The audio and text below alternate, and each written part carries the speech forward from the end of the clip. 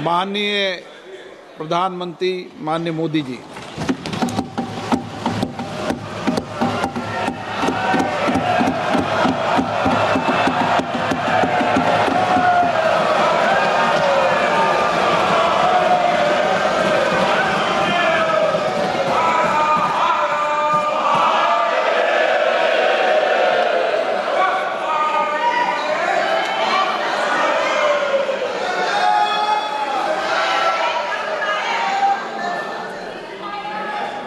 आदरणीय अध्यक्ष जी,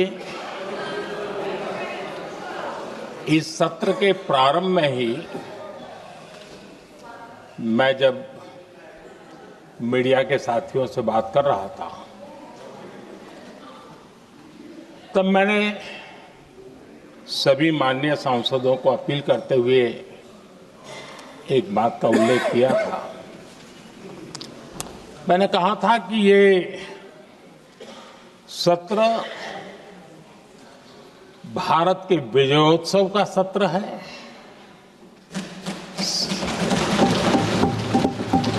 संसद का ये सत्र भारत के गौरवगान का सत्र है।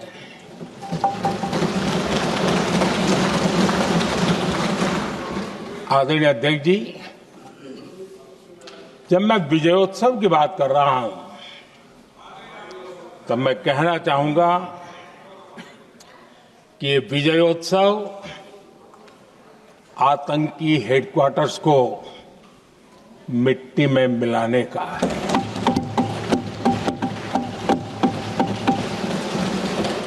जब मैं विजयोत्सव कहता हूं तो ये विजयोत्सव सिंदूर की सौगंध पूरा करने का है।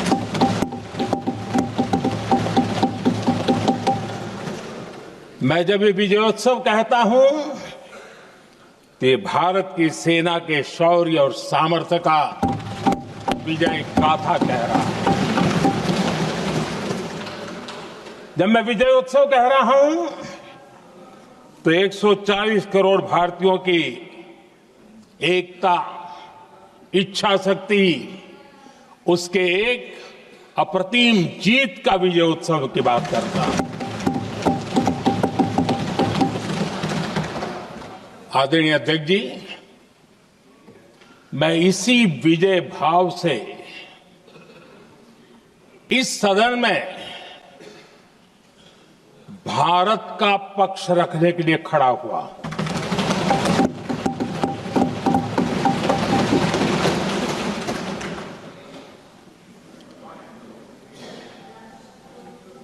और जिन्हें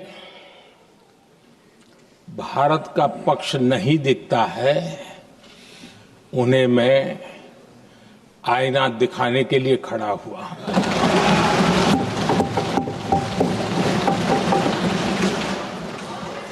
आदरणीय अध्यक्ष जी, मैं 140 करोड़ देशवासियों की भावनाओं में अपना स्वर मिलाने के लिए उपस्थित हुआ हूं।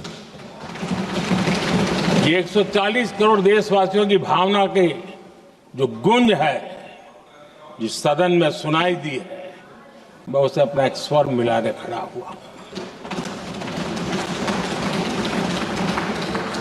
आदरणीय अध्यक्ष जी, ऑपरेशन सिंदूर के दरमियान जिस प्रकार से देश के लोगों ने मेरा साथ दिया,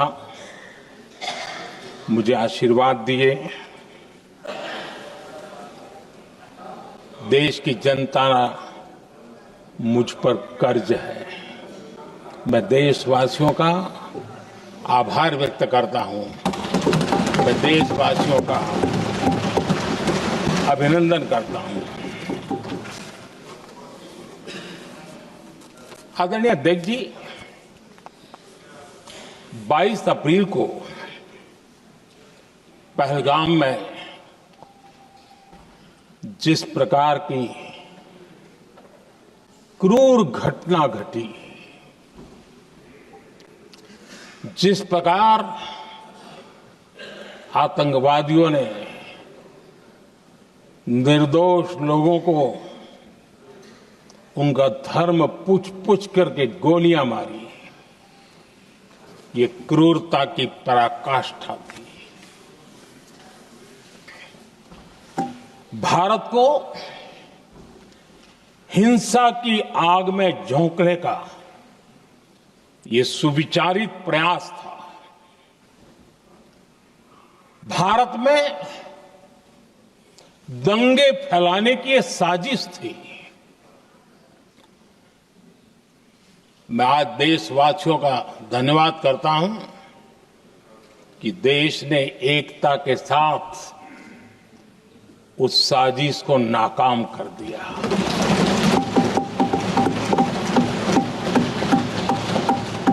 आदरणीय अध्यक्ष जी, 22 अप्रैल के बाद मैंने एक सार्वजनिक रूप से और विश्व को समझ में आए इसलिए कुछ अंग्रेजी में भी वाक्यों का प्रयोग किया था और मैंने कहा था कि हमारा संकल्प है, हम आतंकियों को मिट्टी में मिला देंगे।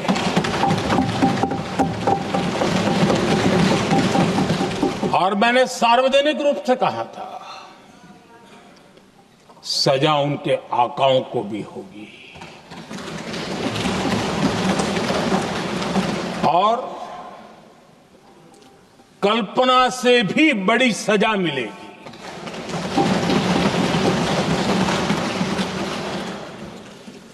22 अप्रैल को मैं विदेश था,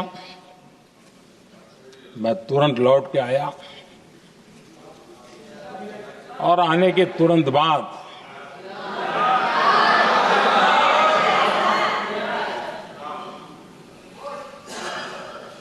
मैंने एक बैठक बुलाई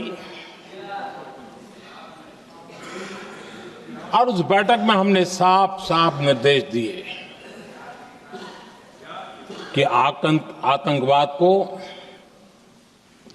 करारा जवाब देना होगा और ये हमारा राष्ट्रीय संकल्प है। आदरणीय अध्यक्ष जी, हमें हमारे सैन्य बलों की क्षमता पर पूरा विश्वास है, पूरा भरोसा है उनकी क्षमता पर, उनके सामर्थ्य पर, उनके साहस पर। सेना को कार्रवाई की खुली छूट दे दी गई और यह भी कहा गया कि सेना तय करें कब, कहां, कैसे, किस प्रकार से। ये सारी बातें उस मीटिंग में साफ साफ कह दी गई और कुछ बातें उसमें से मीडिया में शायद रिपोर्ट भी हुई है।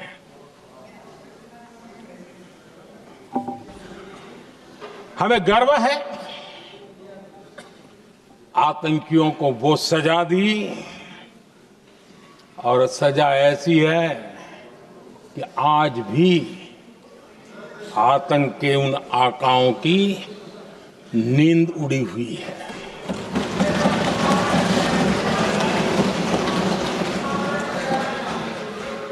आदरणीय अध्यक्ष जी, मैं हमारी सेना की सफलता के उससे जुड़े भारत के उस पक्ष को सदन के माध्यम से देशवासियों के सामने रखना चाहता हूं। पहला पक्ष, पहलगाम हमले के बाद से ही पाकिस्तानी सेना को अंदाजा लग चुका था कि भारत कोई बड़ी कार्रवाई करेगा। उनके तरफ से न्यूक्लियर की धमकियों के भी बयान आना शुरू हो चुके थे। भारत ने 6 मई रात और 7 मई सुबह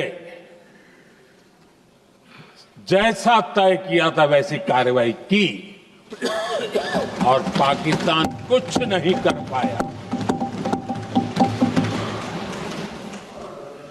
22 मिनट में 22 अप्रैल का बदला निर्धारित लक्ष्य के साथ हमारी सेना ने ले लिया। दूसरा पक्ष, आदरणीय अध्यक्ष जी, पाकिस्तान के साथ हमारी लड़ाई तो कई बार हुई है, लेकिन ये पहली ऐसी भारत की रणनीति बनी कि जिसमें पहले जहां कभी नहीं गए थे वहां हम पहुंचे। पाकिस्तान के कोने कोने में आतंकी अड्डों को धुआं धुआं कर दिया गया।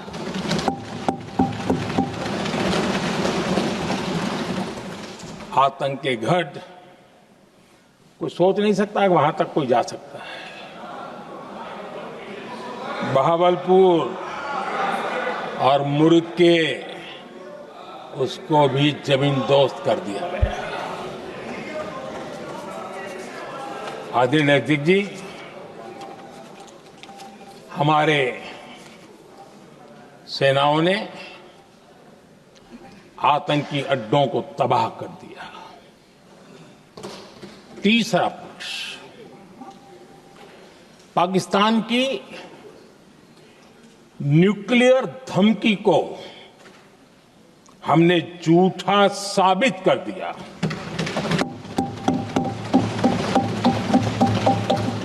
भारत ने सिद्ध कर दिया कि न्यूक्लियर ब्लैकमेलिंग अब नहीं चलेगा और न ही ये न्यूक्लियर ब्लैकमेलिंग के सामने भारत झुकेगा। आदरणीय अध्यक्ष जी, चौथा पक्ष, भारत ने दिखाई अपनी तकनीकी क्षमता। पाकिस्तान के सीने पर सटीक प्रहार किया। पाकिस्तान के एयरबेस एसेट्स को भारी नुकसान हुआ और आज तक उनके कई एयरबेस आईसीयू में पड़े हैं। आज टेक्नोलॉजी आधारित युद्ध का युग है। ऑपरेशन सिंदूर इस महारत में भी सफल सिद्ध हुआ है।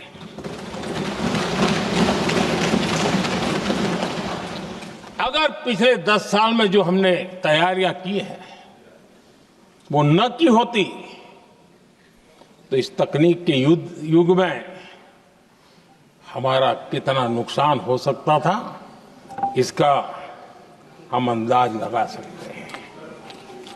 पांचवा पक्ष,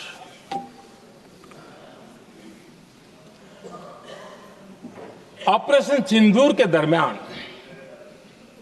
पहली बार हुआ जब आत्मनिर्भर भारत की ताकत को दुनिया ने पहचाना। Made in India drone, made in India missile ने पाकिस्तान के हथियारों की पोल खोल करके रख दी।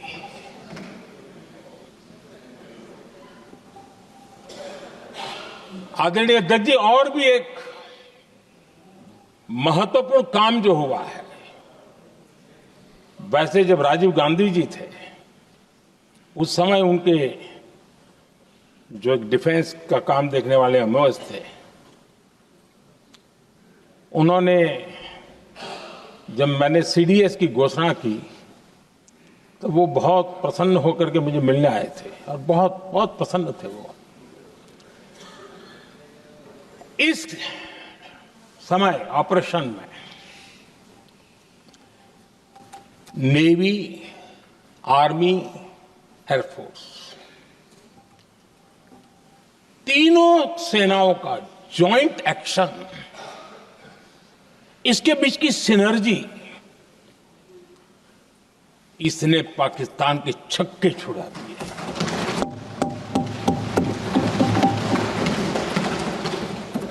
आदरणीय अध्यक्ष जी, आतंक की घटनाएं पहले भी देश में होती थी, लेकिन पहले आतंकवादियों के मास्टरमाइंड निश्चिंत होते थे और वो आगे की तैयारी में लगे रहते थे, उनको पता था कुछ नहीं होगा। लेकिन अब स्थिति बदल गई है। अब हमले के बाद मास्टरमाइंड को नींद नहीं आती। उनको पता है कि भारत आएगा और मार के जाएगा।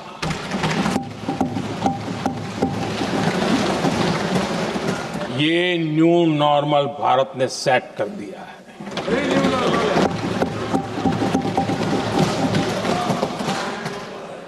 आदरणीय अध्यक्ष जी, दुनिया ने देख लिया कि हमारी कार्यवाही का दायरा कितना बड़ा, स्केल कितना बड़ा।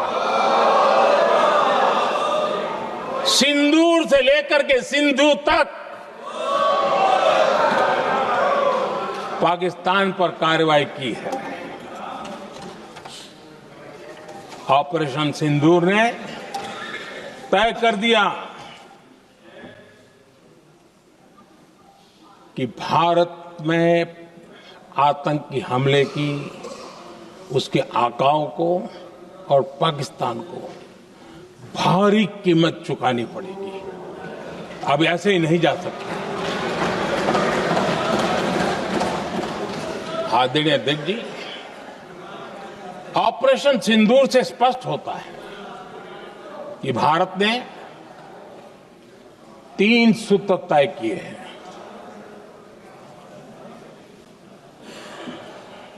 अगर भारत पर आतंकी हमला हुआ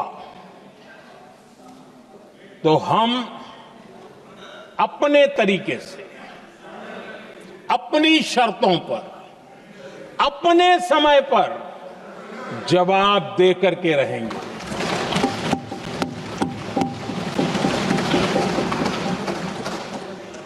दूसरा, कोई भी न्यूक्लियर ब्लैकमेल अब नहीं चलेगा।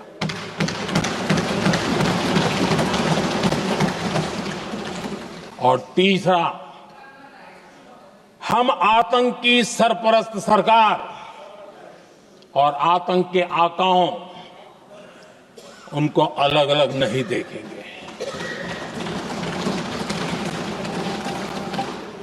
आदरणीय अध्यक्ष जी,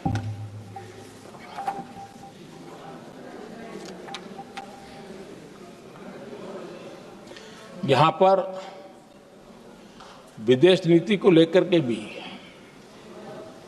काफी बातें कही गई हैं।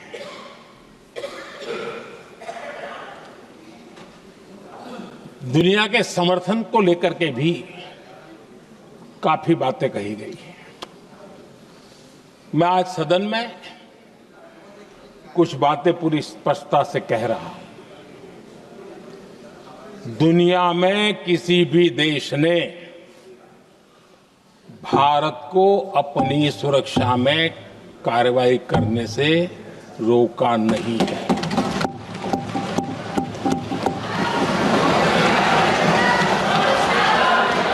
संयुक्त राष्ट्र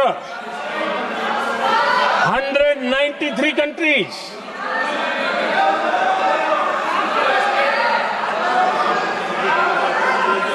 सिर्फ 3 देश 193 कंट्री में सिर्फ 3 देश ऑपरेशन सिंदूर के दौरान पाकिस्तान के समर्थन में बयान दिया था। Only 3 countries. क्वाड हो, ब्रिक्स हो, फ्रांस, रूस, जर्मनी, कोई भी देश का नाम ले लीजिए, तमाम देश दुनिया भर से भारत को समर्थन मिला है।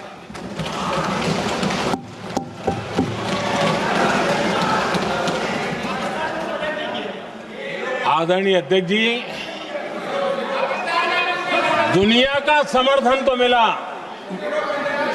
दुनिया के देशों का समर्थन मिला, माननीय लेकिन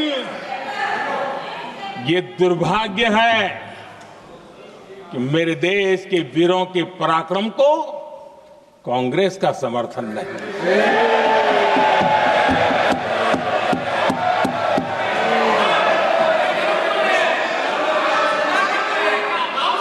22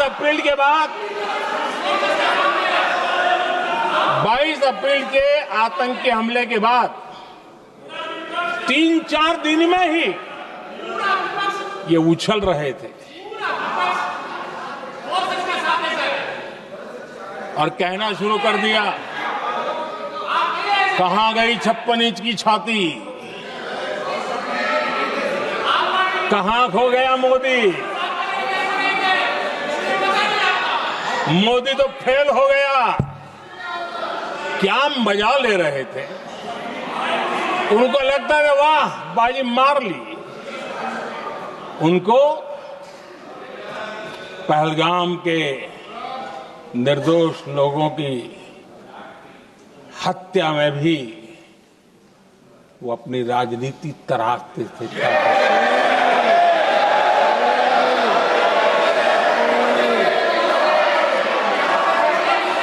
अपनी स्वार्थी राजनीति के लिए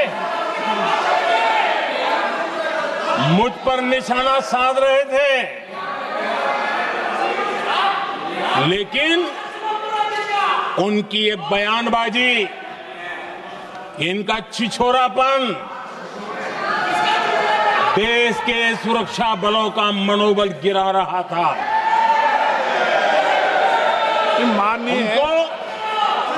माननीय प्रतिपक्ष के नेता, एक मिनट, प्रतिपक्ष के नेता आपकी बात सबने ध्यान से सुनी। आप बेटे कांग्रेस कर रहे हैं और कुछ नेताओं को पीछे से, ये उचित नहीं है आपके लिए। न भारत के सामर्थ्य पर भरोसा है और न ही भारत की सेनाओं पर, इसलिए वो लगातार ऑपरेशन सिंदूर पर सवाल उठा रहे हैं। ऐसा करके आप लोग मीडिया में हेडलाइंस तो ले सकते हैं, लेकिन देशवासियों के दिलों में जगह नहीं बना सकते।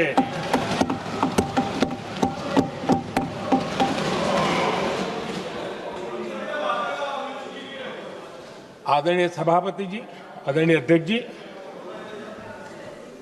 10 मई को भारत ने ऑपरेशन सिंदूर के तहत हो रहे एक्शन को रोकने की घोषणा की। इसको लेकर यहां भांति भांति की बातें कही गई। ये वही प्रोपेगेंडा है जो सीमा पार से फैलाया गया है। कुछ लोग सेना द्वारा दिए गए तथ्यों की जगह पाकिस्तान के झूठ प्रचार को आगे बढ़ाने में जुटे हुए हैं।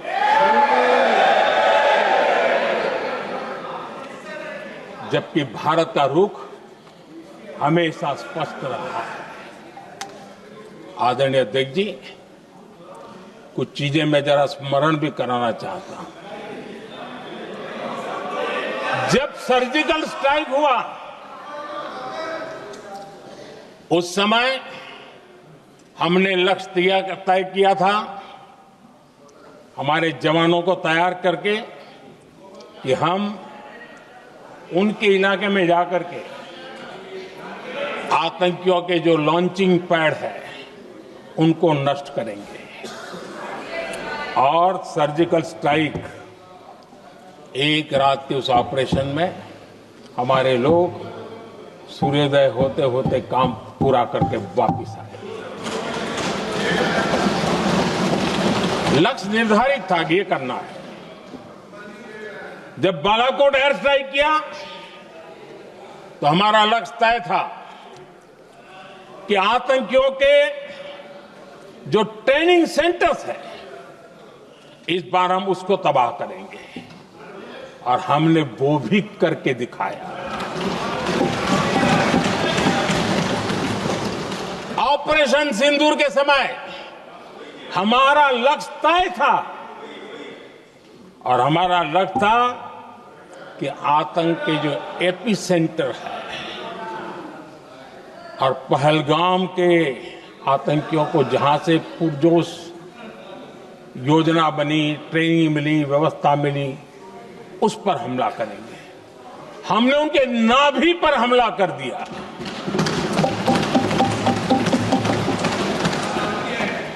जहां पहलगाम के आतंकियों का रिक्रूटमेंट हुआ, ट्रेनिंग होती थी, फंडिंग होता था, उन्हें टेक्निकल सपोर्ट मिलता था, शस्त्र सरंजाम मिलता था, उस जगह को आइडेंटिफाई किया और हमने सटीक तरीके से ऑपरेशन सिंदूर के तहत आतंकियों की नाभि पे प्रहार कर दिया। और आदरणीय अध्यक्ष जी, इस बार भी हमारी सेना ने 100% लक्ष्यों को हासिल करके देश के सामर्थ्य का परिचय दिया।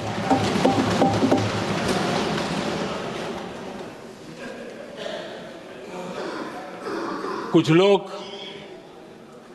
जानबूझ करके कुछ चीजें भूलने में इंटरेस्टेड होते हैं। देश भूलता नहीं है, देश को याद है। 6 रात और 7 मई सुबह ऑपरेशन हुआ था, और 7 मई को सुबह भारत ने प्रेस कॉन्फ्रेंस हमारी सेना ने की, और इस प्रेस कॉन्फ्रेंस में भारत ने स्पष्ट कर दिया था,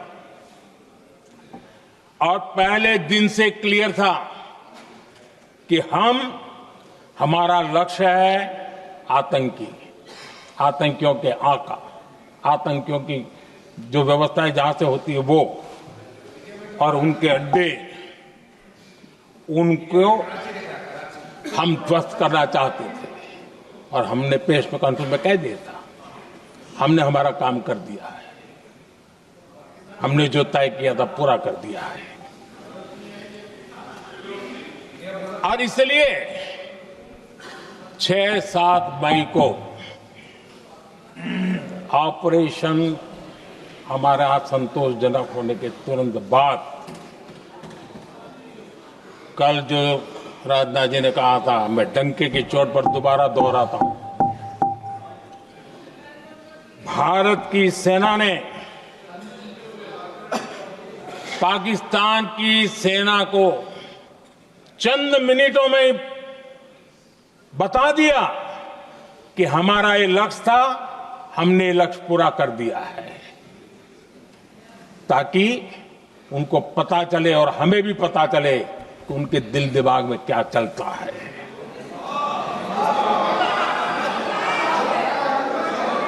हमने अपना लक्ष्य 100% हासिल कर लिया था,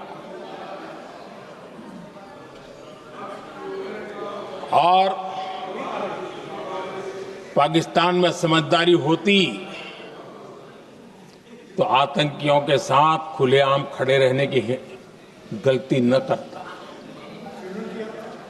उसने निर्लज्ज होकर के आतंकवादियों के साथ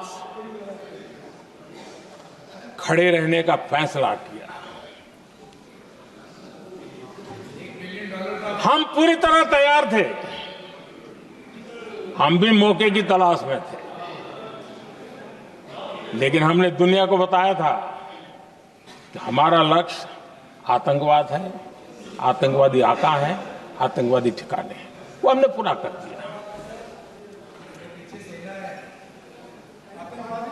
लेकिन जब पाकिस्तान ने आतंकियों की मदद में आने का फैसला किया और मैदान में उतरने की हरकत की, तो भारत की सेना ने सालों तक याद रह जाए ऐसा करारा जवाब दे करके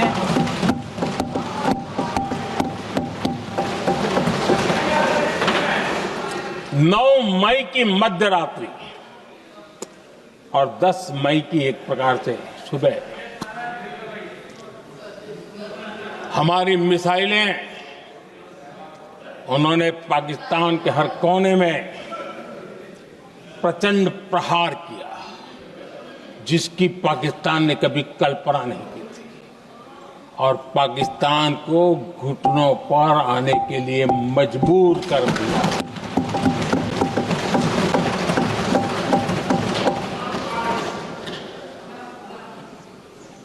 और आपने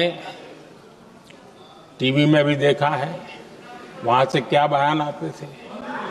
पाकिस्तान के लोग, अरे मैं तो स्विमिंग पूल में नहा रहा था, कोई कह रहा था मैं तो दफ्तर जाने की तैयारी कर रहा था, हम कुछ सोचे पहले तो भारत ने तो हमला कर दिया। ये पाकिस्तान के लोगों के बयान है और देश ने देखे हैं। स्विमिंग पूल में नहा रहा था।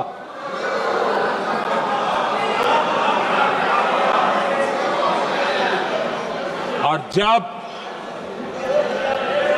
इतना कड़ा प्रहार हुआ,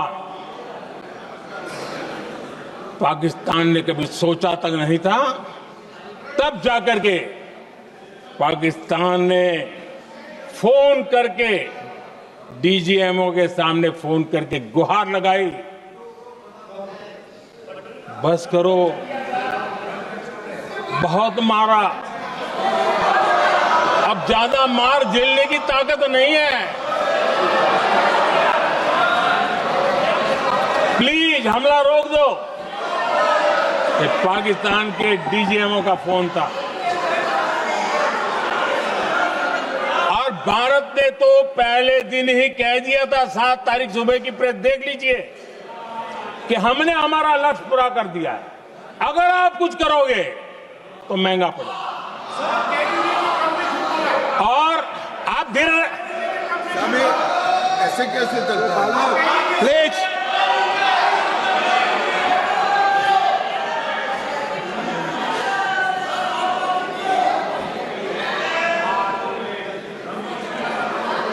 मैं आज दोबारा कह रहा हूं, ये भारत की स्पष्ट नीति थी, सुविचारित नीति थी, सेना के साथ मिलकर के तय की हुई नीति थी, और वे ये थी कि हम आतंक, उनके आका, उनके ठिकाने, ये हमारा लक्ष्य है। और हमने कहा, पहले दिन प्रेस कॉन्फ्रेंस में कहा है कि हमारा एक्शन नॉन एक्सीलेटरी है, ये हमने कह करके किया है। और इसके लिए साथियों हमने हमला रोका। अध्यक्ष जी, दुनिया के किसी भी नेता ने भारत के ऑपरेशन रोकने के लिए नहीं कहा।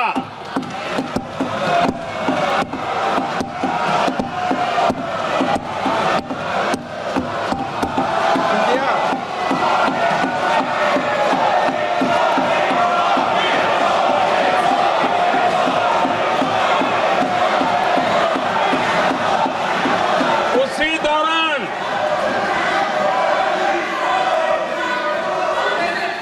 9 तारीख को रात को अमेरिका के उपराष्ट्रपति जी ने मुझसे बात करने का प्रयास किया। वो घंटे भर कोशिश कर रहे थे, लेकिन मेरी सेना के साथ मीटिंग चल रही थी, तो मैंने उनका फोन उठा नहीं पाया। बाद में मैंने उनको कॉल बैक किया। मैंने कहा कि आपका फोन था, 3-4 बार आपका फोन आ गया, क्या है? तो अमेरिका के उपराष्ट्रपति जी ने मुझे फोन पे बताया कि पाकिस्तान बहुत बड़ा हमला करने वाला है, ये उन्होंने मुझे बताया। मेरा जो जवाब था, जिनको समझ नहीं आता है उनको तो नहीं आएगा।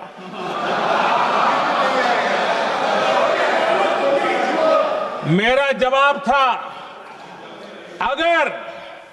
अगर पाकिस्तान का ये इरादा है तो उसे बहुत महंगा पड़ेगा। ये मैंने अमेरिका के उपराष्ट्रपति को कहा।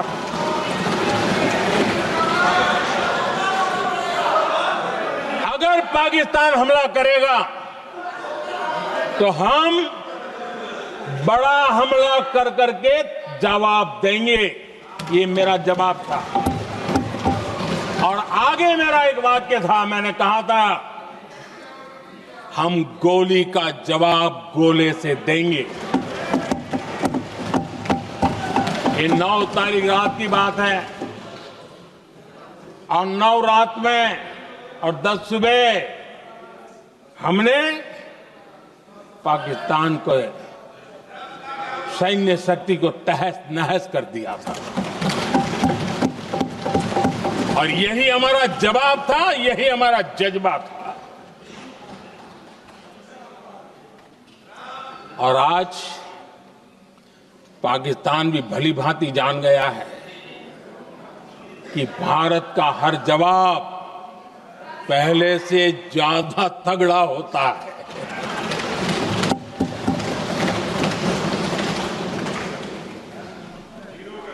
उसे यह भी पता है कि अगर भविष्य में नौबत आई तो भारत आगे कुछ भी कर सकता है। और इसलिए मैं फिर से लोकतंत्र के इस मंदिर में दोहराना चाहता हूं, ऑपरेशन सिंदूर जारी है।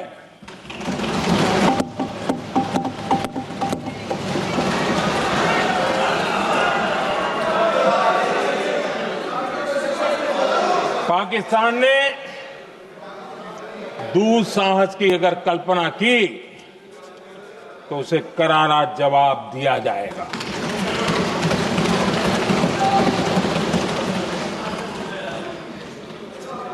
आदरणीय अध्यक्ष जी, आज का भारत आत्मविश्वास से भरा हुआ है। आज का भारत आत्मनिर्भरता के मंत्र को लेकर के पूरी शक्ति के साथ तेज गति से आगे बढ़ रहा है। देश देख रहा है भारत आत्मनिर्भर बनता जा रहा है। लेकिन देश ये भी देख रहा है कि एक तरफ तो भारत आत्मनिर्भरता की ओर तेज गति से आगे बढ़ रहा है, लेकिन कांग्रेस मुद्दों के लिए पाकिस्तान पर निर्भर होती जा रही है।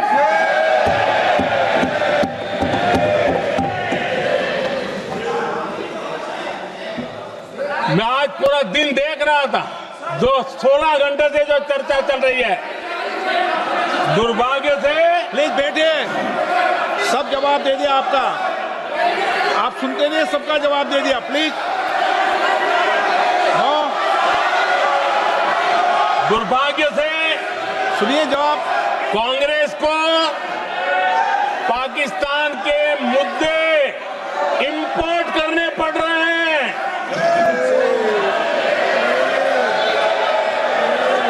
आदरणीय अध्यक्ष जी,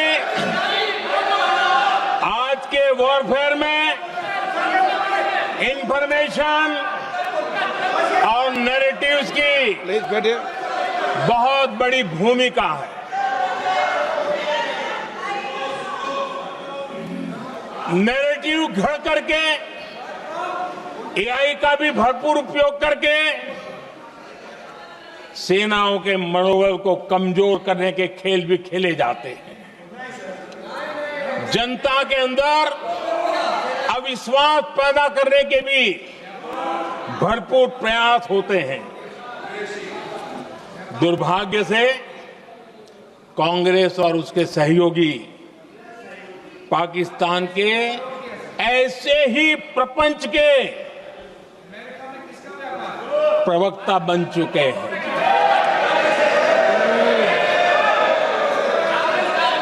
आदरणीय अध्यक्ष जी, देश की सेना ने, आदरणीय अध्यक्ष जी, ये तरीका है देश आपका? की सेना ने, बैठिए बैठिए। देश की सेना ने सर्जिकल स्ट्राइक की। बैठिए।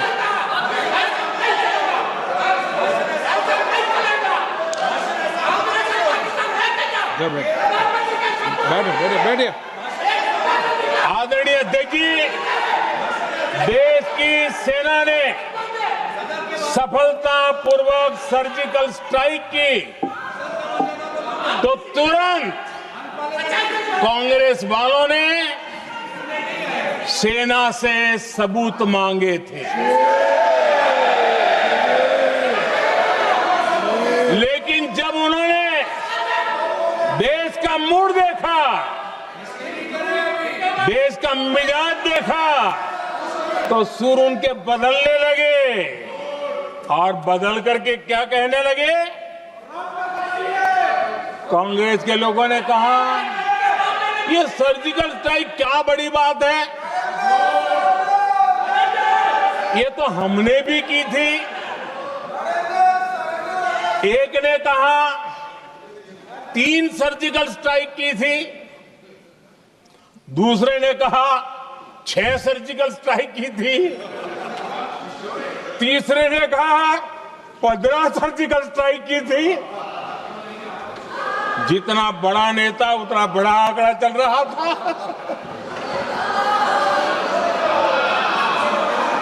आदरणीय अध्यक्ष जी, इसके बाद बालाकोट में सेना ने एयर स्ट्राइक की। अब एयर स्ट्राइक तो ऐसी थी कि वो कुछ कह नहीं सकते थे, इसलिए ये तो नहीं कहा कि भाई हमने भी की थी। उसमें तो उन्होंने समझदारी दिखाई, लेकिन फोटो मांगने लगे। एयर स्ट्राइक हुई तो फोटो दिखाओ, क्या कहां गिरा, क्या तोड़ा, कितना तोड़ा, कितने मरे, बस यही पूछते रहे। पाकिस्तान भी यही पूछता था, ये भी यही पूछते थे। इतना ही नहीं, आदरणीय अध्यक्ष जी, जब पायलट अभिनंदन पकड़े गए तो पाकिस्तान में तो खुशी का माहौल होना स्वाभाविक था कि उनके हाथ में भारतीय सेना का एक पायलट उनके हाथ लगा था। लेकिन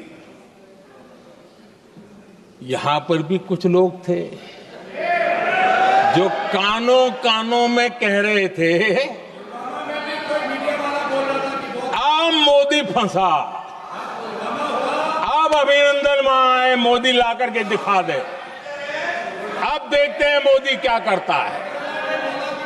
आज डंके की चोट पर अभिनंदन वापिस आए।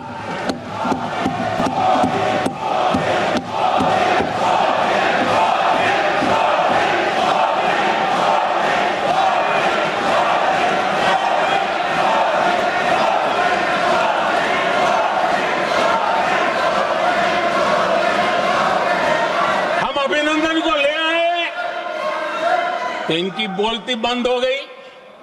इनको लगा यार कि नसीब वाला आदमी है, हमारा हथियार हाथ से निकल गया।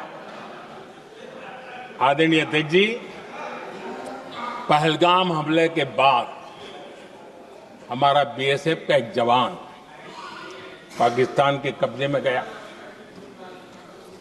तो फिर इनको लगा वाह, बड़ा मुद्दा हाथ में आ गया है, हम मोदी फंस जाएगा। अब तो मोदी की फजीयत जरूर होगी। और उनकी इकोसिस्टम ने सोशल मीडिया में बहुत सारी कथाएं वायरल की कि ये बीएसएफ के जवान का क्या होगा, उसके परिवार का क्या होगा।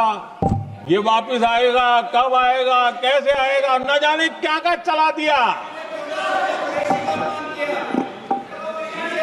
आदरणीय अध्यक्ष जी, बीएसएफ का वो जवान भी आन बान शान के साथ वापस आया।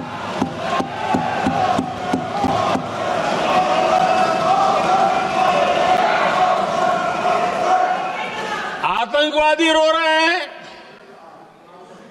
आतंकवादियों के आका रो रहे हैं, और उनको रोते देखकर यहां भी कुछ लोग रो रहे हैं।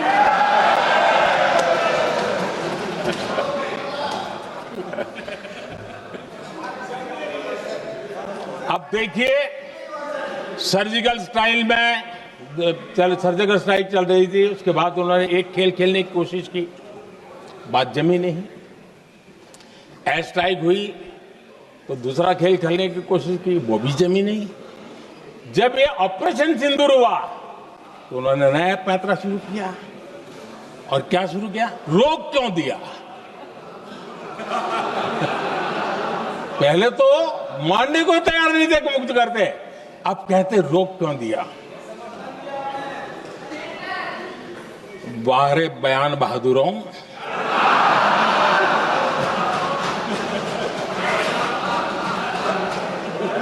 आपको विरोध का कोई न कोई बहाना चाहिए, और इसलिए सिर्फ मैं नहीं, पूरा देश आप पर हंस रहा है।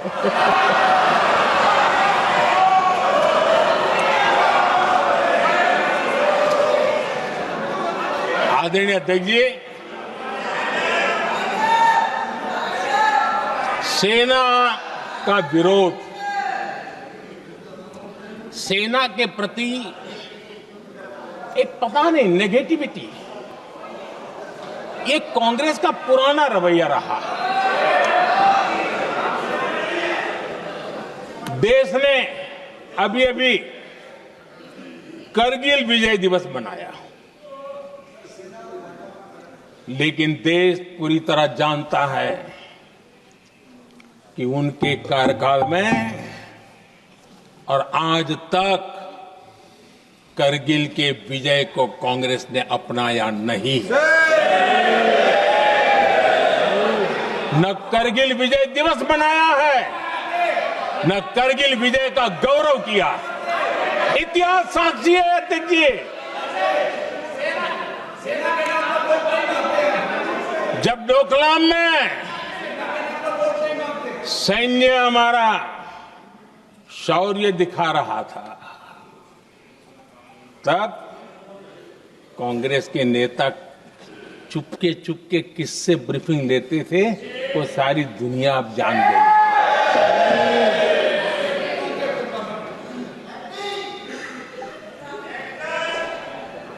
आप निकाल दीजिए पाकिस्तान के सारे बयान, और यहां हमारा विरोध करने वाले लोगों के बयान फुल स्टॉप कॉमा के साथ एक है। क्या कहेंगे इसको? और बुरा लगता है सच बोलते हैं तो। पाकिस्तान के साथ सुर में सुर मिला दिया जाता है। आदरणीय अध्यक्ष जी, देश हैरान है, कांग्रेस ने पाकिस्तान को क्लीन चिट दे दी है।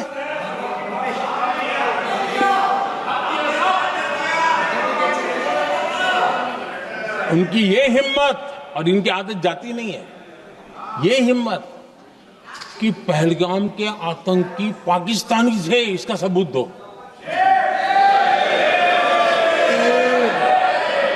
क्या कह रहे हो तुम लोग? तो कौन सा तरीका है? और यही मांग पाकिस्तान कर रहा है जो कांग्रेस कर रही है। और आदरणीय अध्यक्ष जी, आज जब सबूतों की कोई कमी नहीं है, सब कुछ आंखों के सामने दिखता है, तब ये हालत है। अगर ये सबूत ना होते तो क्या करते ये लोग, आप बताइए। आदरणीय अध्यक्ष जी,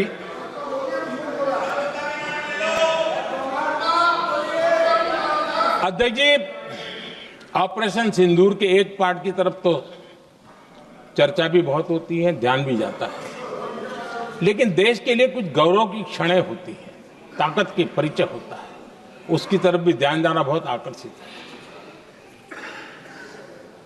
हमारे एयर डिफेंस सिस्टम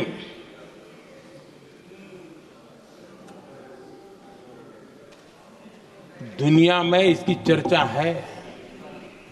हमारे एयर डिफेंस सिस्टम ने पाकिस्तान की मिसाइल और ड्रोन्स उसको तिनके की तरफ बिखेर दिया था।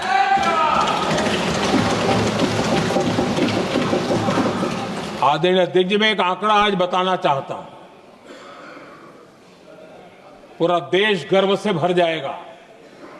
कुछ लोगों का क्या होगा मैं नहीं जानता, पूरा देश गर्व से भर जाएगा। 9 मई को पाकिस्तान ने करीब 1000 मिसाइलों और आर्म्ड ड्रोन्स के भारत पर बहुत बड़ा हमला करने की कोशिश की। 1000 ये मिसाइलें भारत के किसी भी हिस्से पर गिरती तो वहां भयंकर तबाही मचती, लेकिन 1000 मिसाइल्स और ड्रोन्स को भारत ने आसमान में ही चूर चूर कर दिया।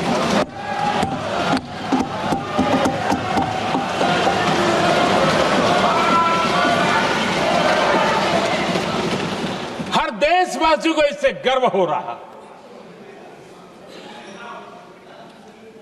लेकिन जैसे कांग्रेस के लोग इंतजार कर रहे थे, कुछ तो गड़बड़ होगी यार, मोदी मरेगा, कहीं तो फंसेगा।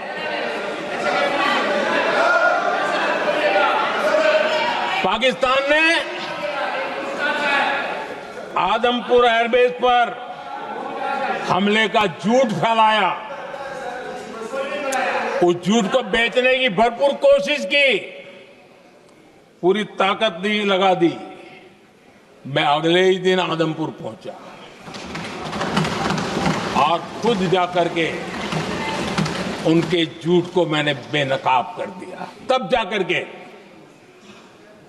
उनको अकल ठिकाने लगी कि अब ये झूठ चलने वाला नहीं है। आदरणीय अध्यक्ष जी, जो हमारे छोटे दलों के साथी हैं, जो राजनीति में नए हैं, उनको कभी शासन में रहने का अवसर नहीं मिला, उनसे कुछ बातें निकलती मैं समझ सकता हूं, लेकिन कांग्रेस पार्टी ने इस देश में लंबे समय तक राज किया है, उसको शासन की व्यवस्थाओं का पूरा पता है, उन चीजों से वो निकले हुए लोग हैं, उनके लिए शासन व्यवस्था क्या होती इसकी समझ पूरी है, अनुभव है उनके पास। उसके बाद भी विदेश मंत्रालय तुरंत जवाब दे, उसको स्वीकारना नहीं, विदेश मंत्री जवाब दे, इंटरव्यू दे, बार बार बोले, उसको स्वीकारना नहीं, गृह मंत्री बोले, रक्षा मंत्री बोले, किसी पर भरोसा नहीं। जिसने इतने सालों तक राज किया, उनको देश की व्यवस्थाओं पर अगर भरोसा नहीं है, तब शक उठता है कि क्या हालत हो गई है इनकी। आदरणीय अध्यक्ष जी, अब कांग्रेस का भरोसा पाकिस्तान के रिमोट कंट्रोल से बनता है और बदलता है।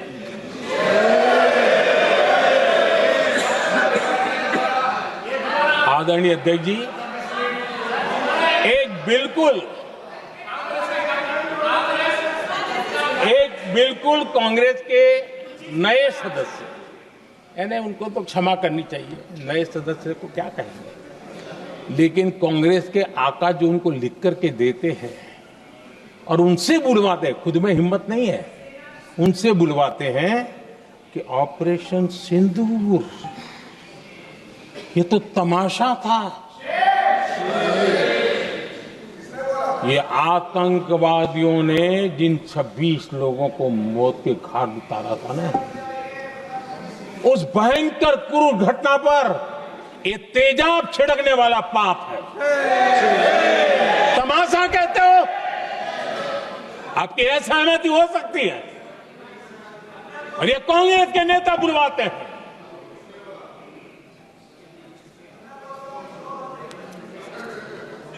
आदरणीय अध्यक्ष जी, पहलगाम के हमलावरों को कल हमारे सुरक्षा बलों ने ऑपरेशन महादेव करके अपने अंजाम तक पहुंचाया।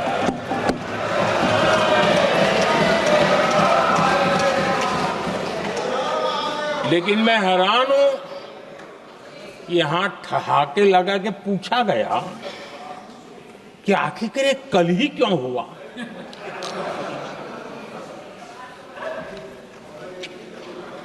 अब ये क्या हो गया है मुझे समझ नहीं आ रहा है। क्या ये ऑपरेशन के लिए कोई सावन महीने का सोमवार ढूंढा गया था क्या? क्या हो गया है लोगों को? हताशा, निराशा इस हद तक।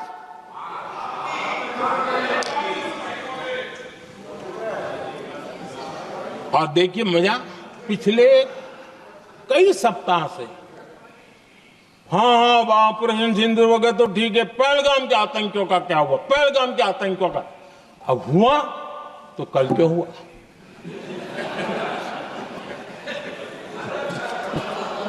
और कल ही क्यों हुआ? क्या हाल है अध्यक्ष जी का। आदरणीय अध्यक्ष जी,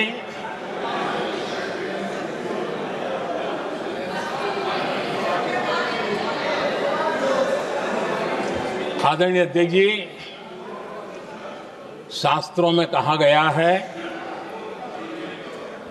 हमारे शास्त्रों में कहा गया है, शस्त्रेण रक्षिते राष्ट्रे, शस्त्रेण रक्षिते राष्ट्रे शास्त्र चर्चा प्रवर्तते। अर्थात जब राष्ट्र शस्त्र से सुरक्षित होते हैं तभी वहां शास्त्र की, ज्ञान की चर्चाएं जन्म ले पाती है। जब सीमा पर सेनाएं मजबूत होती है तभी लोकतंत्र प्रखर होता है। आदरणीय अध्यक्ष जी, ऑपरेशन सिंदूर बीते दशक में भारत की सेना के सशक्तिकरण का एक साक्षात प्रमाण है। ऐसे ही नहीं हुआ है।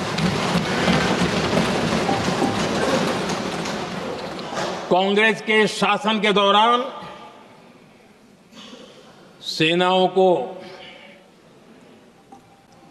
आत्मनिर्भर बनाने के संबंध में सोचा तक नहीं जाता था। आज भी आत्मनिर्भर शब्द की मजाक उड़ाई जाती है।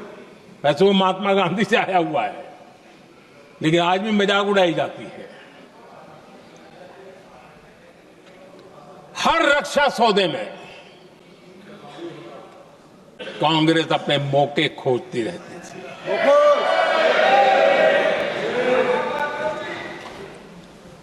छोटे छोटे हथियारों को लिए विदेशों पर निर्भरता, ये इनका कार्यकाल रहा है।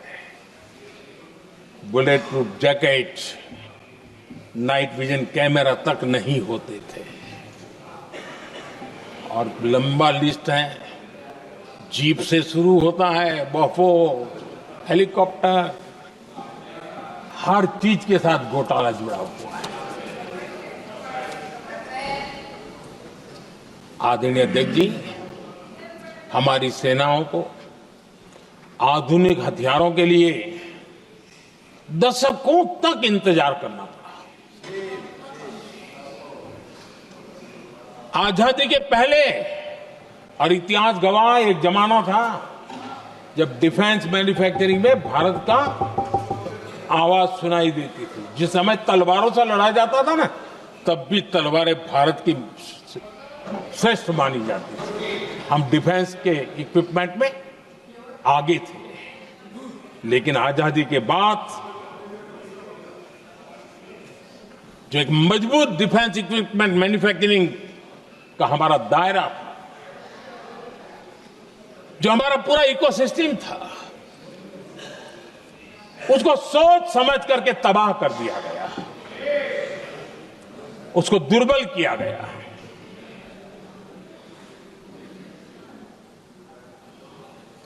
रिसर्च और मैन्युफैक्चरिंग के लिए रास्ते बंद कर दिए गए। अगर इसी नीति पर हम चलते तो भारत इस 21वीं सदी में ऑपरेशन सिंदूर के संबंध में सोच भी नहीं सकता। यह हालत करके रखा हुआ था उन्होंने। भारत को सोचना पड़ता कि अगर कोई एक्शन लेना है तो शस्त्र कहां से मिलेंगे, साधन कहां से मिलेगा, बारूद कहां से मिलेगा, समय पर मिलेगा या नहीं मिलेगा, बीच बचाव में रुकता नहीं जाएगा, ये टेंशन पालना पड़ता है।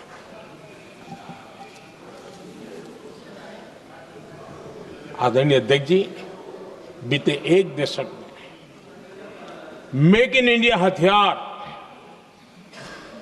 सेना को मिले, उन्होंने इस ऑपरेशन में बहुत निर्णायक भूमिका निभाई।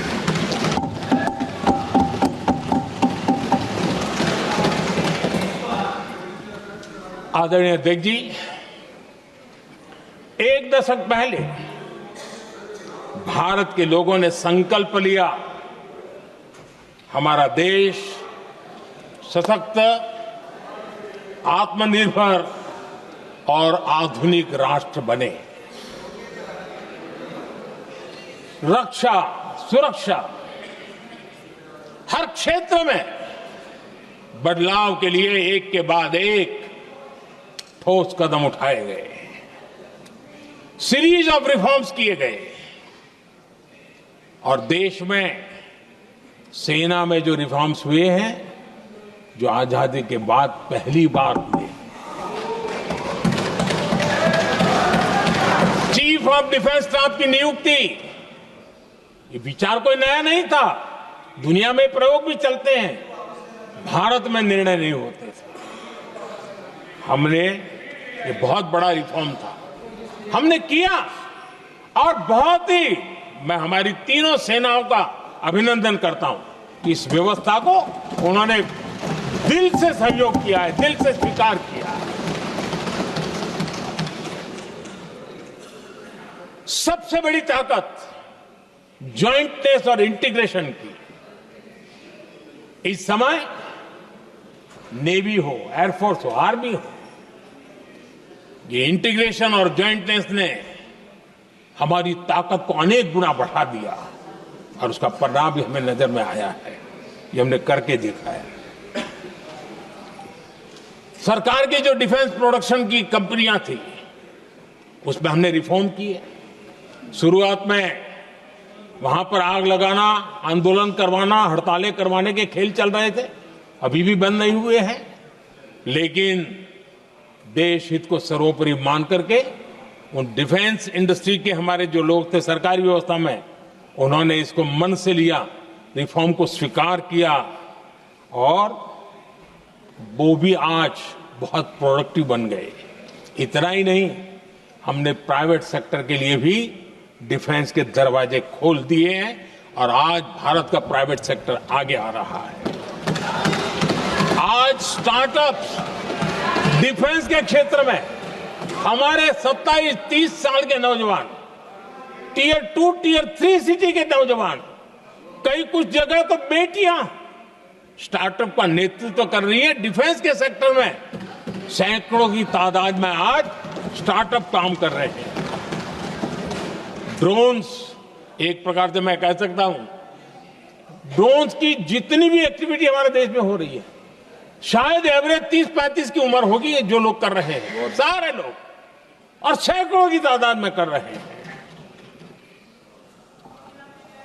और उसका ताकत, क्योंकि इनका भी योगदान था इसमें, जिन्होंने इस प्रकार के प्रोडक्शन किए हैं, और वो हमें ऑपरेशन सिंदूर में बहुत काम आए। मैं उन सबके प्रयासों को बहुत साधुवाद करता हूं और मैं उनको विश्वास दिलाता हूं, आगे बढ़िए, अब देश रुकने वाला नहीं है। आदरणीय अध्यक्ष जी, डिफेंस सेक्टर में मेक इन इंडिया ये नारा नहीं था। हमने इसके लिए बजट पॉलिसी में जो परिवर्तन करना था, जो नए इनिशिएटिव ले रहे थे, वो नए इनिशिएटिव लिए। और सबसे बड़ी बात, क्लियर कट विजन के साथ हमने देश में make in India defence sector के अंदर तेज गति से हम आगे बढ़ रहे हैं। आदरणीय अध्यक्ष जी, एक दशक में डिफेंस का बजट लगभग पहले से 3 गुना हुआ है।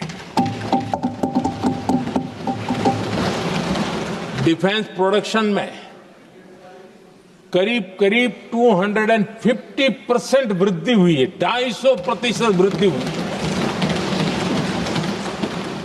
11 वर्षों में डिफेंस एक्सपोर्ट 30 गुना से भी ज्यादा बढ़ा है, 30 गुना से ज्यादा। डिफेंस एक्सपोर्ट आज दुनिया के करीब 100 देशों तक हम पहुंचे। और आदरणीय अध्यक्ष जी, कुछ चीजें ऐसी होती हैं जो इतिहास में बहुत बड़ा प्रभाव छोड़ती हैं। ऑपरेशन सिंदूर ने डिफेंस का जो मार्केट है उसमें भारत का झंडा गाड़ दिया है। भारत के हथियारों की डिमांड आज बढ़ती चली जा रही है, मांग बढ़ रही है। ये भारत में उद्योगों को भी बल देगी, एमएसएमई को बल देगी, हमारे नौजवानों को रोजगार देगी, और हमारे नौजवान अपनी बनाई चीजों से दुनिया में अपनी ताकत का प्रदर्शन कर पाएंगे। ये आज दिख रहा है, मैं देख रहा हूं। डिफेंस के क्षेत्र में जो आत्मनिर्भर भारत की दिशा में हम जो कदम उठा रहे हैं, मैं हैरान हूं। कुछ लोगों को आज भी तकलीफ हो रही है, जैसे उनका खजाना लूट गया। ये कौन सी मानसिकता है? देश को ऐसे लोगों को पहचानना होगा। आदरणीय अध्यक्ष जी, मैं स्पष्ट करना चाहता हूं, डिफेंस में भारत का आत्मनिर्भर होना ये आज की शस्त्रों की स्पर्धा में के काल में विश्व शांति के लिए भी जरूरी है।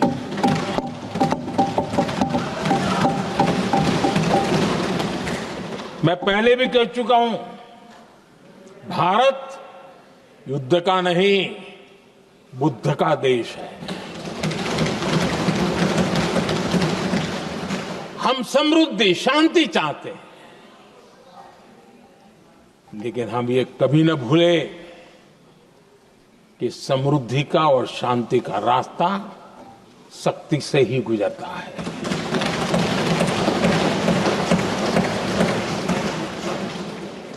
आदरणीय अध्यक्ष जी, हमारा भारत छत्रपति शिवाजी महाराज, महाराजा रणजीत सिंह, राजेंद्र चोला, महाराणा प्रताप, लसित बोरफुकन और महाराजा सुहेलदेव का देश है।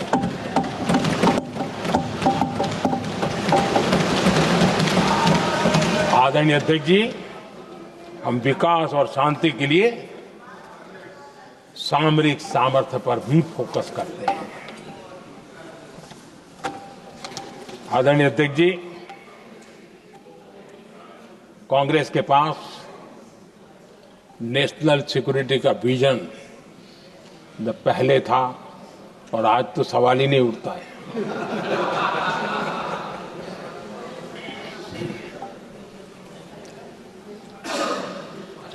कांग्रेस ने हमेशा नेशनल सिक्योरिटी पर समझौता किया। आज जो लोग पूछ रहे हैं पीओके को वापस क्यों नहीं लिया? वैसे ये सवाल मुझे ही पूछ सकते हैं और किसको पूछ सकते हैं?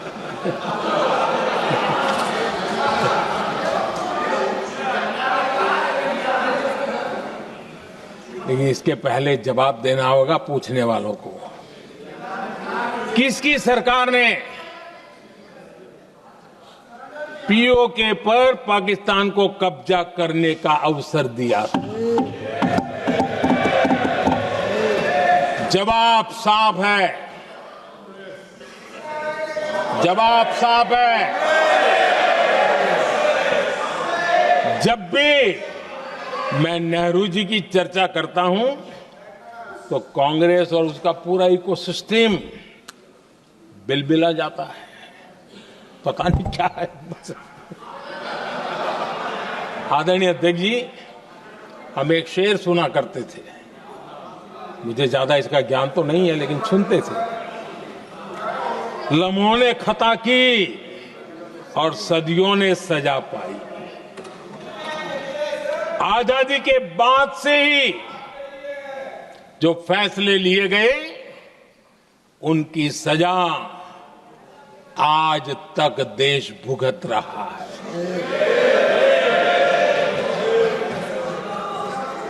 यहां बार बार एक बात का जिक्र हुआ और मैं फिर से करना चाहूंगा। अक्साई चीन की उस पूरे क्षेत्र को बंजर जमीन करार दिया गया। ये कह करके तो बंजर है। देश की 38,000 वर्ग किलोमीटर जमीन हमें खोनी पड़ी।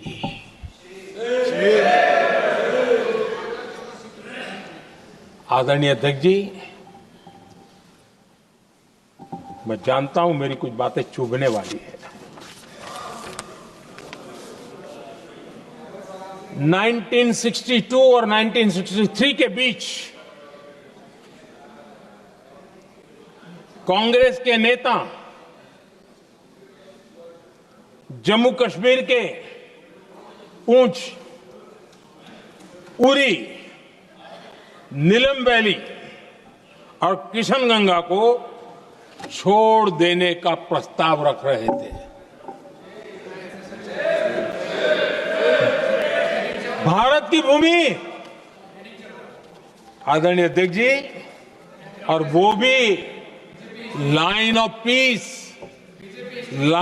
पीस के नाम पर किया जा रहा था।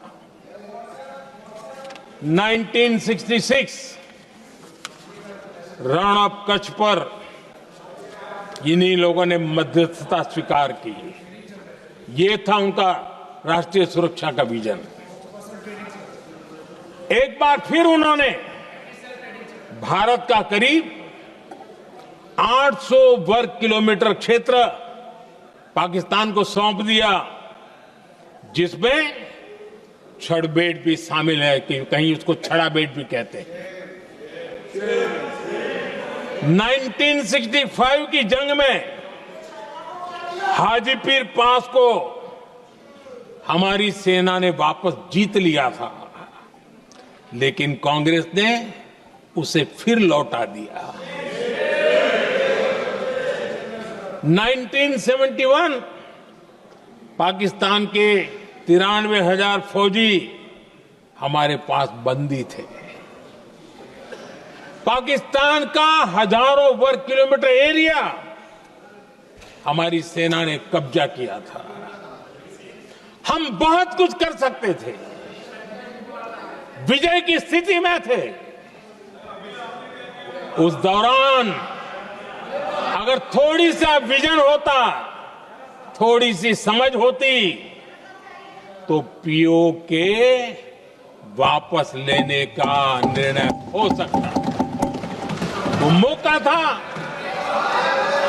वो मौका भी छोड़ दिया गया।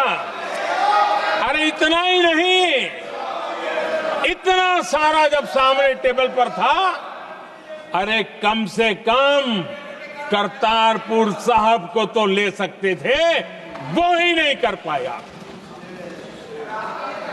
1974 श्रीलंका को कच्चथीवू द्वीप को गिफ्ट कर दिया गया। आज तक हमारे मछुआरे भाई बहनों को इससे परेशानी होती है, उनकी जान पर आफत आती है। क्या गुनाह था तमिलनाडु के मेरे फिशरमैन भाई बहनों का कि आपने उनका हक छीन लिया और दूसरों को गिफ्ट कर दिया? कांग्रेस का दशकों से इरादा लेकर चल रही थी कि सियाचिन से सेना हटा दी जाए। आदरणीय अध्यक्ष जी, 2014 में देश ने इनको मौका नहीं दिया, वरना आज सियाचिन भी हमारे पास नहीं होता।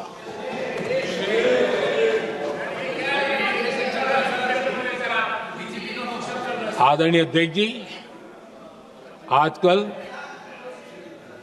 कांग्रेस के जो लोग हमें डिप्लोमेसी का पाठ पढ़ा रहे हैं,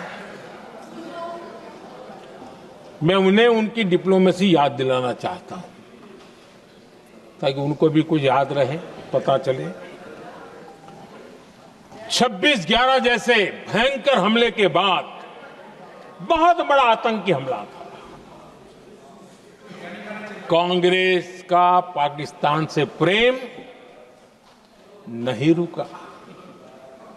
इतनी बड़ी घटना 26/11 की हुई थी। विदेशी दबाव में हमले के कुछ हफ्तों के भीतर ही कांग्रेस सरकार ने पाकिस्तान से बातचीत शुरू कर दी। आदरणीय अध्यक्ष जी, कांग्रेस सरकार ने 26/11 की इतनी बड़ी घटना के बाद भी एक भी डिप्लोमेट को भारत से बाहर निकालने की हिम्मत नहीं की। छोड़ो, इधर एक वीजा तक कैंसिल नहीं किया, एक वीजा तक कैंसिल नहीं कर पाए थे। देश पर पाकिस्तानी स्पॉन्सर बड़े बड़े हमले होते गए, लेकिन यूपीए सरकार ने पाकिस्तान को मोस्ट फेवर्ड नेशन का दर्जा देकर रखा था। वो कभी वापस नहीं लिया था। एक तरफ देश मुंबई के हमले का ये न्याय मांग रहा था, दूसरी तरफ कांग्रेस पाकिस्तान के साथ व्यापार करने में लगी थी।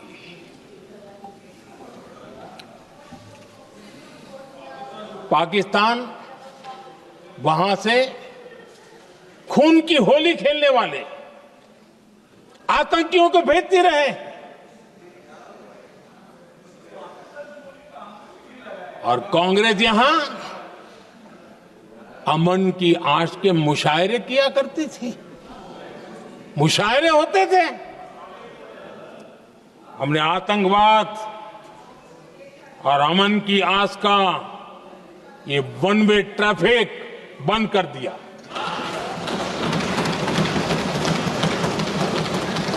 हमने पाकिस्तान का MFN का दर्जा रद्द किया, वीजा बंद किया। हमने अटारी वाघा बॉर्डर को बंद कर दिया। आदरणीय अध्यक्ष जी,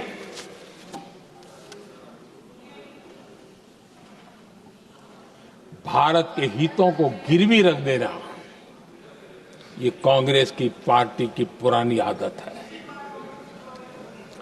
इसका सबसे बड़ा उदाहरण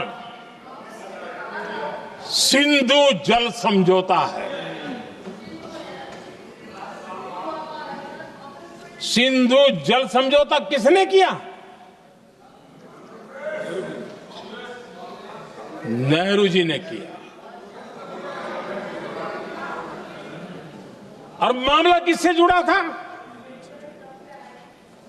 भारत से निकलने वाली नदियां,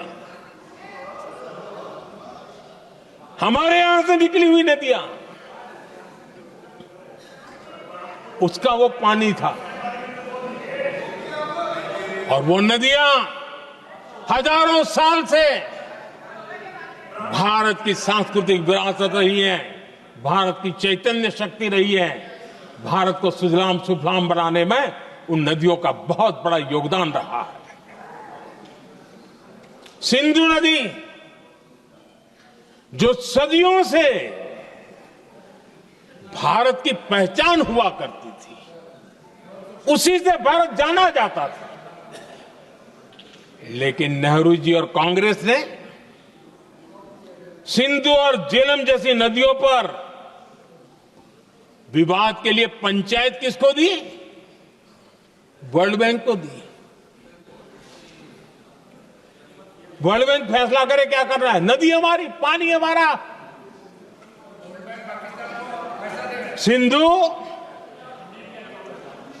सिंधु जल समझौता सीधा सीधा भारत की अस्मिता और भारत के स्वाभिमान के साथ किया गया बहुत बड़ा धोखा था।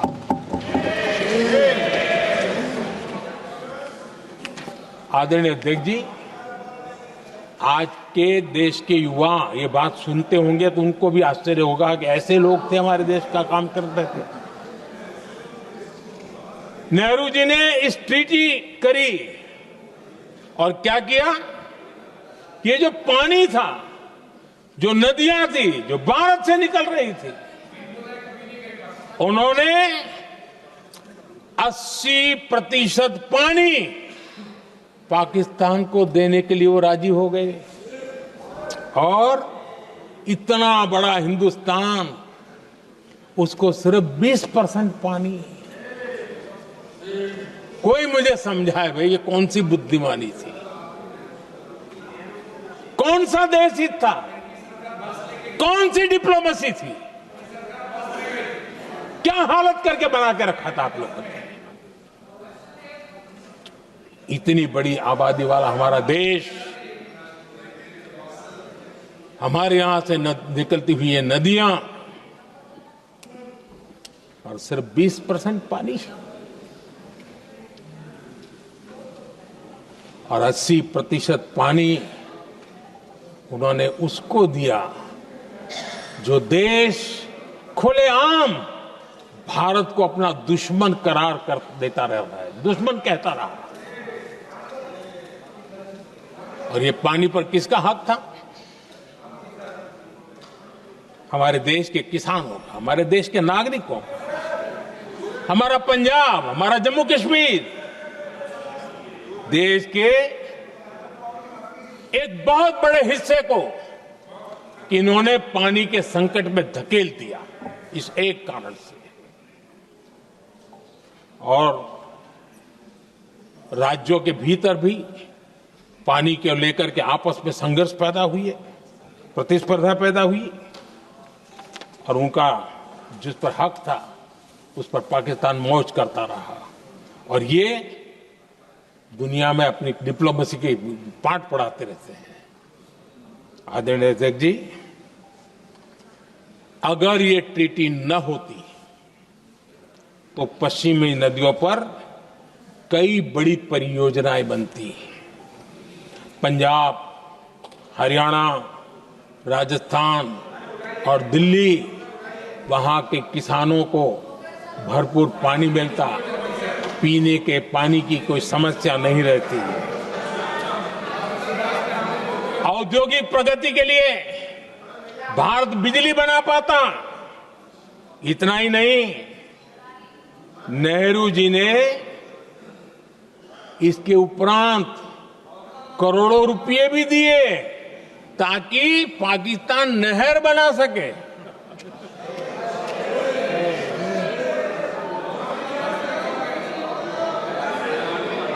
आदरणीय अध्यक्ष जी, इससे भी बड़ी बात, देश चौंक जाएगा।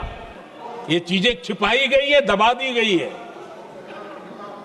कहीं भी बांध बनता है तो उसमें एक मैकेनिज्म होता है उसकी सफाई का, डीसिल्टिंग का।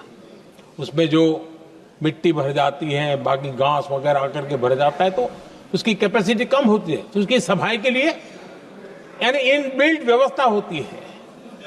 नेहरू जी ने पाकिस्तान के कहने पर यह शर्त स्वीकार की है कि इन बांध में जो मिट्टी आएगी, कूड़ा कचरा आएगा और बांध भर जाएगा, इसकी सफाई नहीं कर सकते, डिसिल्टिंग नहीं कर सकते हैं। बांध हमारे यहां, पानी हमारा, लेकिन निर्णय पाकिस्तान का कि आप डिसिल्टिंग नहीं कर सकते। इतना ही नहीं, जब इस बार मैं डिटेल में गया तो एक बांध तो ऐसा है कि जहां ये डिसिल्टिंग के लिए जो गेट होता है ना, उसको वेल्डिंग कर दिया गया है ताकि कोई गलती से भी खोल करके वो मिट्टी को निकाल ना दे। पाकिस्तान ने नेहरू जी से लिखवा लिया था कि भारत बिना पाकिस्तान की मर्जी अपने बांधों में जमा होने वाली मिट्टी साफ नहीं करेगा, डिसिल्टिंग नहीं करेगा। ये समझौता देश के खिलाफ था और बाद में नेहरू जी को भी ये गलती माननी पड़ी। इस समझौते में निरंजन दास गुलाटी करके एक सज्जन उसमें जुड़े हुए थे। उन्होंने एक किताब लिखी है। उस किताब में उन्होंने लिखा है कि फरवरी 1961 में नेहरू ने उनसे कहा था, गुलाटी, मुझे उम्मीद थी कि यह समझौता अन्य समस्याओं के समाधान का रास्ता खोलेगा, लेकिन हम वहीं हैं जहां पहले थे। ये नेहरू जी ने कहा। नेहरू जी केवल तत्कालिक प्रभाव देख पा रहे थे, इसलिए उन्होंने कहा कि हम वहीं के वहीं हैं, लेकिन सच्चाई ये कि इस एग्रीमेंट के कारण देश बहुत पिछड़ गया, देश बहुत पीछे चल गया और देश का बहुत नुकसान हुआ। हमारे किसानों को नुकसान हुआ, हमारी खेती को नुकसान हुआ। और नेहरू जी उस डिप्लोमेसी को जानते थे जिसमें किसान का कोई वजूद ही नहीं था। यह हाल करके रखा था उन्होंने। आदरणीय अध्यक्ष जी, पाकिस्तान आगे दशकों तक भारत के साथ युद्ध और छद्म युद्ध, प्रॉक्सी वॉर करता ही रहा, लेकिन कांग्रेस की सरकारों ने बाद में भी सिंधु जल समझौते की तरफ देखा तक नहीं, नेहरू जी की गलती को सुधारा तक नहीं। आदरणीय अध्यक्ष जी, लेकिन अब भारत ने पुरानी गलती को सुधारा है, ठोस निर्णय लिया है। भारत ने नेहरू जी द्वारा किए गई बहुत बड़ी ब्लंडर, सिंधु जल समझौते को देश हित में, किसानों के हित में एबेंस में रख दिया है। देश का अहित करने वाला ये समझौता अब इस रूप में आगे नहीं चल सकता। भारत ने तय कर दिया है, खून और पानी साथ साथ नहीं बह सकते।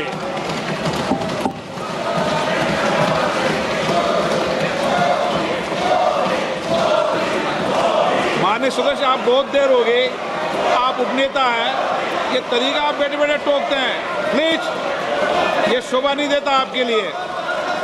बैठिए बैठिए बैठिए, आदरणीय शोभा नहीं देता आपका। अध्यक्ष जी, आप उपनेता, अपनी मर्यादा बना के रखें। चलिए बैठिए।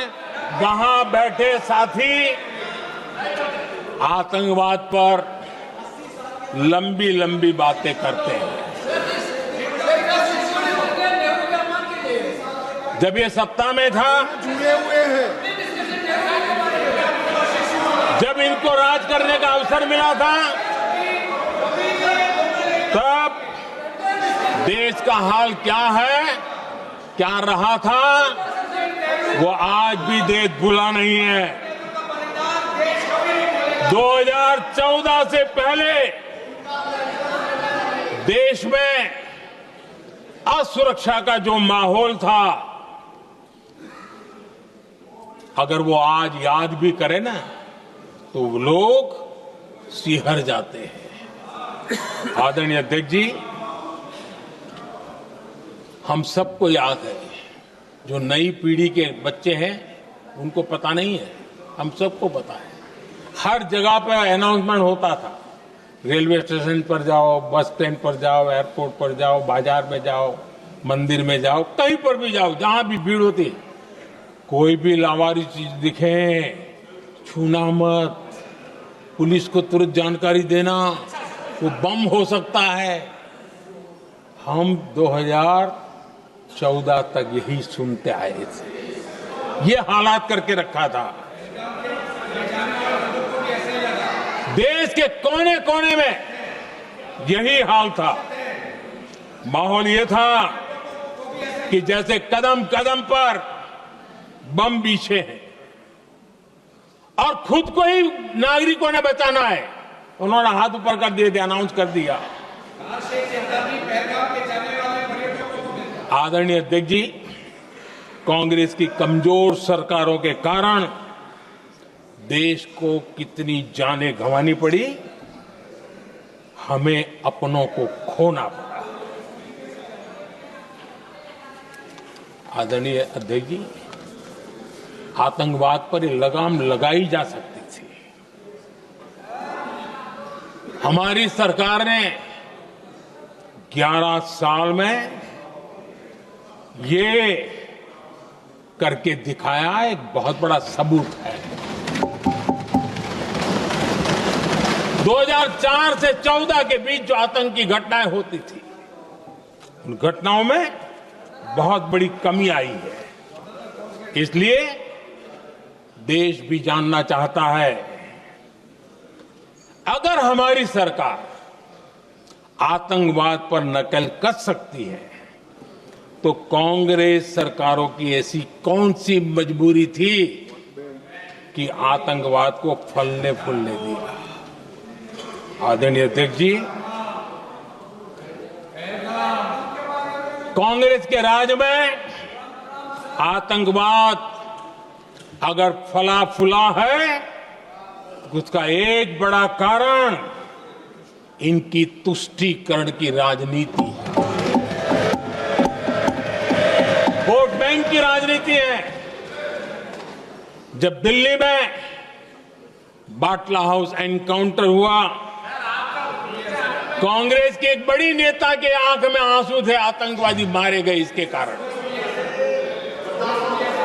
और वोट पाने के लिए इस बात को हिंदुस्तान के कोने कोने में पहुंचाया गया।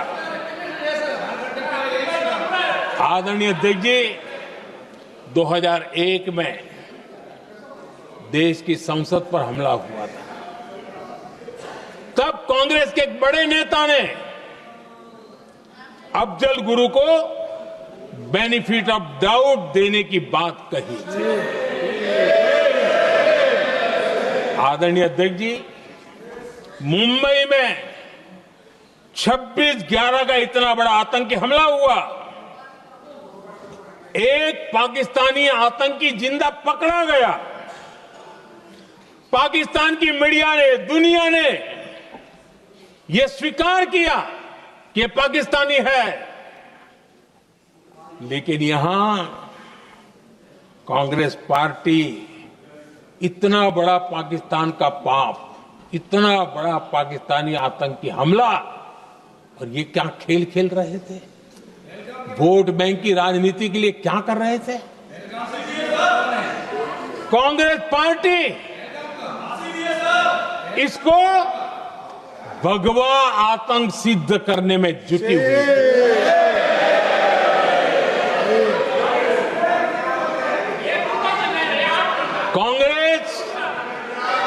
दुनिया को हिंदू आतंकवाद की छड़ी बेचने में लगी हुई थी।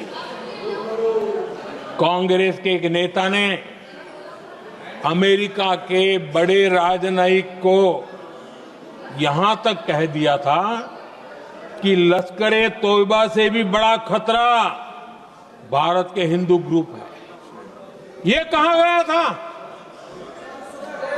तुष्टीकरण के लिए कांग्रेस ने जम्मू कश्मीर में भारत का संविधान, बाबा साहब आंबेडकर का संविधान, उसे जम्मू कश्मीर में पैर नहीं रखने दिए। इन्होंने घुसने नहीं दिया, उसे बाहर रखा।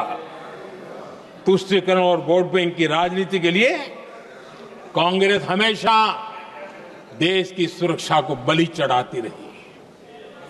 आदरणीय अध्यक्ष जी, तुष्टीकरण के लिए ही कांग्रेस ने आतंकवाद से जुड़े कानूनों को कमजोर किया। गृहमंत्री जी ने आज विस्तार से सदन में कहा है, इसलिए मैं इसको रिपीट करना नहीं चाहता। आदरणीय अध्यक्ष जी, मैंने इस सत्र की शुरुआत में आग्रह किया था, मैंने कहा था कि दल हित में हमारे मत मिले न मिले, दल हित में हमारे मत मिले न मिले, देश हित में हमारे मन जरूर मिलने चाहिए। पहलगाम की विभीषिका ने हमें गहरे घाव दिए हैं, उसने देश को झकझोर दिया है।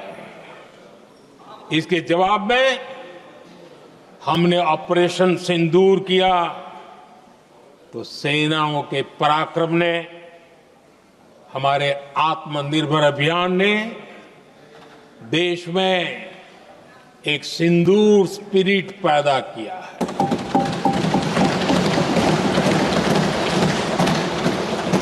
ये सिंदूर स्पिरिट हमने तब भी देखी जब दुनिया भर में हमारे प्रतिनिधि मंडल भारत की बात बताने गए। मैं उन सभी साथियों को बहुत बहुत बधाई देता हूं। आपने बहुत ही प्रभावी ढंग से भारत की बात डंके की चोट पर दुनिया के सामने रखी। लेकिन मुझे दुख इस बात का है, हैरानी भी है, जो खुद को कांग्रेस के बड़े नेता समझते हैं, उनके पेट में दर्द हो रहा है कि भारत का पक्ष दुनिया के सामने क्यों रखा गया है। शायद कुछ नेताओं को सदन में बोलने पर भी पाबंदी लगा दी गई है। आदरणीय अध्यक्ष जी, इस मानसिकता से बाहर निकलने की जरूरत है। कुछ पंक्तियां मेरे मन में आती हैं, मैं अपने भाव व्यक्त करना चाहता हूं। आदरणीय अध्यक्ष जी, करो चर्चा और इतनी करो, करो चर्चा और इतनी करो कि दुश्मन दहशत से दहल उठे। दुश्मन दहशत से दहल उठे। रहे ध्यान बस इतना ही, रहे ध्यान बस इतना ही, मान सिंदूर और सेना का प्रश्नों में भी अटल रहे। हमला मां भारती पर हुआ अगर, तो प्रचंड प्रहार करना होगा। दुश्मन जहां भी बैठा हो, हमें भारत के लिए ही जीना होगा। मेरा कांग्रेस के साथियों से आग्रह है कि एक परिवार के दबाव में पाकिस्तान को क्लीन चिट देना बंद कर दें। जो देश की विजय की क्षण है, कांग्रेस उसे देश के उपहास का क्षण न बनाए। कांग्रेस अपनी गलती सुधारें। मैं आज सदन में फिर स्पष्ट करना चाहता हूं, अब भारत आतंकी नर्सरी में ही आतंकियों को मिट्टी में मिलाएगा।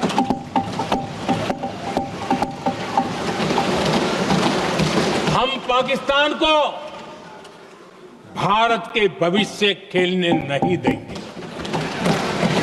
और इसलिए ऑपरेशन सिंदूर खत्म नहीं हुआ है, ऑपरेशन सिंदूर जारी है। और ये पाकिस्तान के लिए भी नोटिस है।